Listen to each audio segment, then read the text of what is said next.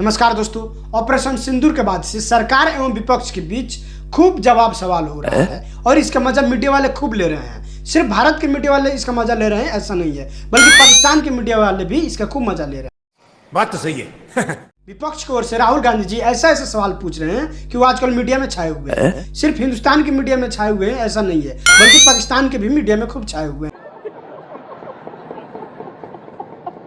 सिर्फ राहुल गांधी जी ऐसे सवाल कर रहे हैं ऐसा भी नहीं है, बल्कि राहुल गांधी जी के नेता और प्रवक्ता लोग भी अजीबोगरीब सवाल कर रहे हैं और ऐसे सवाल कर रहे हैं, इस लेवल का सवाल कर रहे हैं कि उस सवाल में खुद ही फंस जा रहे हैं। एक डिबेट शो में कांग्रेस के प्रवक्ता एंकर के सामने किस तरह से अपने सवाल में ही फंस गए, उसको पता ही नहीं चल रहा है कि आखिर वो सवाल कर किससे रहे थे, सेना से कर रहे थे या सरकार से कर रहे थे। बहुत मजा आने वाला, आप लोग खुद ही देख लीजिए। सरकार की मैसेजिंग में कोई कमी नहीं है।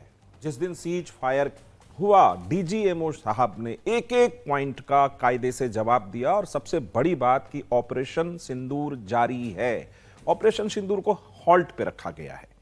विपक्ष की तमाम पार्टियां जिस तरह के बयान में शामिल हैं, मेरा कहना है कि अगर वो आप भारत के साथ खड़े होकर के बयानबाजी करते, भारत का साथ देते और दुनिया में आतंकवाद पर कोई लानत भेजते, तो भारत का एक संदेश पाकिस्तान में जाता और पाकिस्तान में बिलावल भुट्टो के साथ राहुल गांधी जी की तुलना नहीं हो रही होती और पाकिस्तान के स्टार राहुल गांधी जी नहीं बन रहे होते। पाकिस्तान की सारी मीडिया में कौन स्टार है? राहुल गांधी है। विपक्ष की पार्टियों के नेता, इनके विजय वट्टीदार है कि क्या आतंकवादी धर्म पूछ के मारता है क्या, इतना टाइम होता है क्या?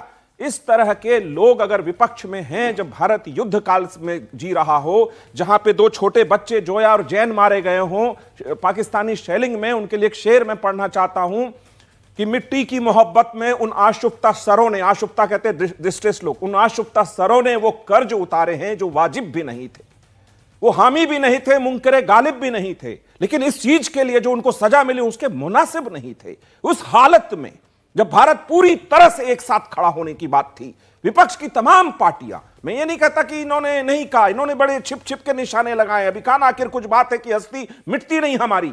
वो जो आखिर कुछ बात है ना, वो जो कुछ बात है ना, इस बार उस कुछ बात में आपने छेद करने की कोशिश करी है। क्या जरूरत था रॉबर्ट वडेरा, जिस समय कुछ नहीं हो रहा था, कह रहे कि मुस्लिम के साथ अत्याचार है इसलिए आतंकवादी आके मारता है।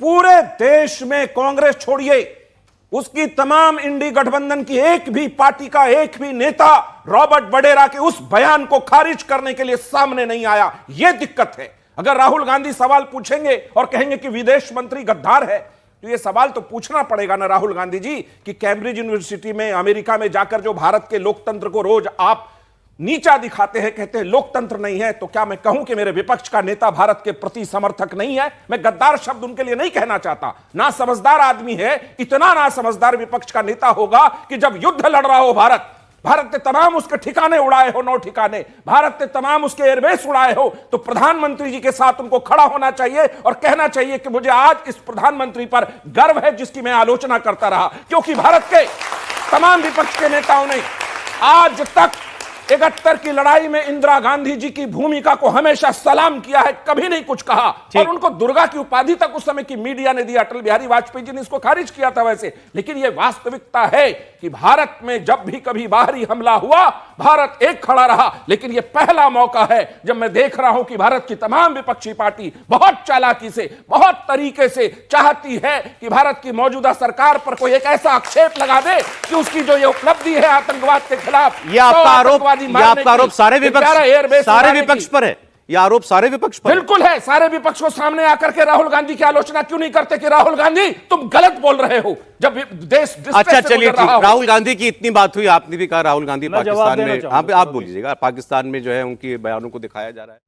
ये जो मीडिया दिखा रहा है भाजपा आईटी सेल के, उस पर आपको पता होना चाहिए। अभी एक आईटी सेल सर एक पॉइंट और है, पाकिस्तान का, भाई आपके बीच में नहीं बोला था प्लीज, इसमें आपको कहाँ कोई कंफ्यूजन दिखा? आप पाकिस्तान की वीडियो इंडिया में क्यों चला रहे हैं? इसलिए चला रहे हैं आप कि पाकिस्तान को आप भारत से ज्यादा पावरफुल मानते हैं क्या? उसकी तो तुलनात्मक ही अध्ययन नहीं करना चाहिए। वो आतंकिस्तान था, इसका मतलब आतंकिस्तान का अगर आप पाकिस्तान का मीडिया यहाँ क्यों दिखा रहे हैं, इस पर एतराज है। मेरे नेता के बारे, मेरा नेता वहां के चैनलों पर क्यों दिखाया जा रहा है, इस पर एतराज नहीं है। ये मैं बताना चाहता हूं क्यों दिखा रहा है। देखिए, भाजपा आईटी सेल की एक सुनियोजित रणनीति है अपोजिशन को प्लीज, मैं आपके बीच में नहीं बोला था, फिर गलत लगेगा। आपकी अपोजिशन को किसी भी स्तर तक जा सकते हैं। आईएसआई में इनके बीजेपी आईटी सेल का जो जम्मू कश्मीर का मीडिया प्रभारी था, वो लश्कर तैयबा का मेंबर था। नाम और फोटो दिखाता हूं आपको।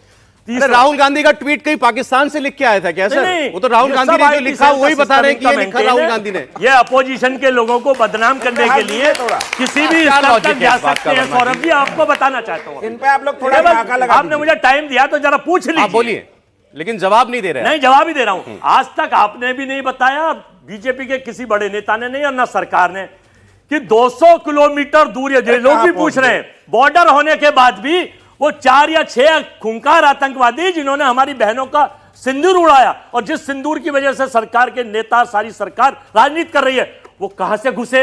हम और आप चले जाए और ये चले जाएं तो इनकी आईडी और 50 जगह चेकिंग होती है। पूछ लेना, कश्मीर जाके देखें, उनकी ना चेकिंग हुई। अब आप इस सवाल का जवाब भी दीजिएगा, नहीं तो ये कहेंगे कि मैंने आपसे जवाब नहीं दिया। पहलगांव, मैं इसलिए कह रहा हूं कि मैं आपको वापस उसी प्रश्न पर पूरा कर रहा हूं। भारत का लीडर ऑफ अपोजिशन जो कह रहा है, उसका बयान दुश्मन का देश, वो किसने कहा? मैं ये बताना चाहता हूं कि जब वो मारकर 1.5 घंटे तक, वो क्या विंग कमांडर की बहन कह रही थी, ना या पुलिस थी, ना या कोई था, ना आर्मी का आया, मार गए, मार के आराम से नाम पूछा, धर्म पूछा, जात पूछी, चले गए। उसके बाद यही नहीं पता चला आज तक कि कहां है। आप उड़ाते रहिए मिसाइल, वो क्यों नहीं मरे आज तक? ये पूछता है भारत और हिंदुस्तान के लोग, सारी महिलाएं, वो 70 करोड़ 75 करोड़ महिलाएं जिनका स्वाग उनकी तरफ से, वो पूछना चाहती हैं कि वो आतंकवादी कब मारे जाएंगे। अब आप इस सवाल में इस पर फिर गौर कर लीजिए एक बार। बिल्कुल गौर कर लिया आपने? हाँ। ये सवाल भी आपका किससे तय कीजिए। नहीं, कि हमारा देश के आतंकवादी को कौन पकड़ने वाला है? देश की सरकार से है। नहीं,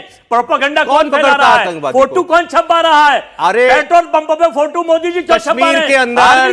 कश्मीर के अंदर सेना पिछले 1 महीने से, आपने पाकिस्तान को उड़ाया, आपके 1 महीने से कश्मीर के अंदर सेना किसको ढूंढ रही है? उन्हीं आतंकवादियों को ढूंढ रही है। नहीं ढूंढ रही सेना की नहीं कह रहा मैं, सरकार की कह रहा हूं।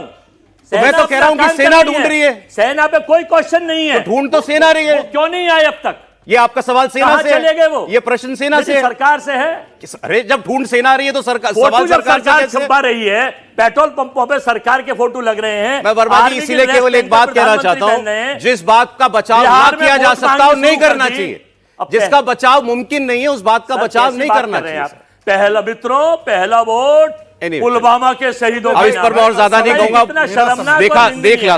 कांग्रेस के प्रवक्ताओं को सुनने के बाद कहीं कोई ये न कहने लग जाए कि एंकर और बीजेपी के चाल है, ताकि कांग्रेस प्रवक्ताओं से ऐसे ऐसे सवाल किया जाए ताकि वो खुद ही फंस जाए कॉमेडी में। इसमें ऐसे ऐसे कांग्रेस में प्रवक्ता लोग भरे पड़े हैं जो खुद ही बीजेपी के लिए चुनावी माहौल बनाने लगते हैं। कुछ भी अजय वर्मा को सुनने के बाद ऐसा तो लग रहा है कि कांग्रेस के प्रवक्ता लोग पता नहीं डिबेट में आने से पहले क्या पीकर आते हो। खत्म, bye bye, ta-ta, good bye.